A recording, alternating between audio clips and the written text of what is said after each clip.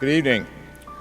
I want to begin by welcoming each of you to tonight's lecture on American citizenship to promote conversation across the university and beyond into our broader community.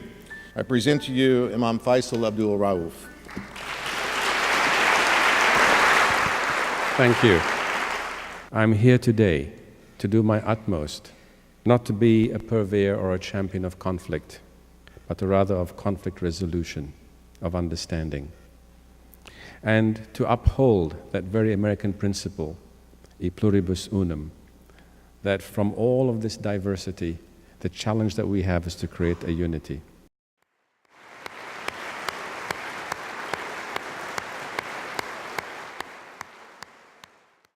We need a national discourse in America to heal the discourse around Islam. Because that is the wound that 9/11 really made in the consciousness of America. Well, 9/11 was a horrific experience for us in America, and a horrific experience for us as Muslims when we discovered it was Muslims who had done that. In fact, for the first few days right after 9/11, we were hoping and praying there would not be anyone from our community who had done that, because we had a feeling that if that were that to happen, it would result in the kind of reactions that we see actually transpire. How can we work together to solve it? To solve what was perceived or described then as the U.S. Muslim divide.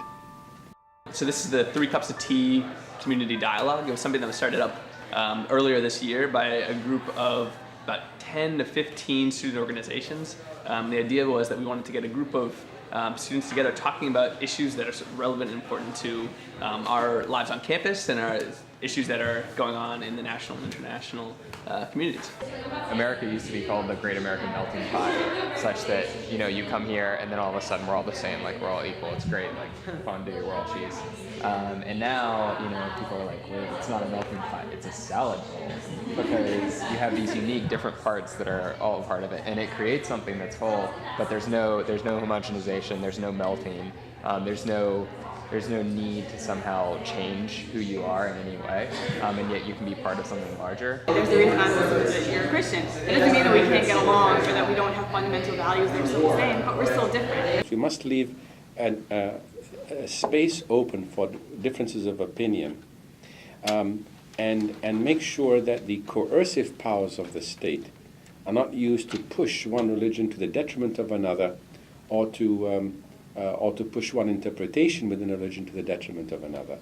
This is what we mean in America by the separation of church and state. You have people who are very, very different, very diverse in different ways, and you can learn from that diversity, and it's not necessarily that we were all created to be the same.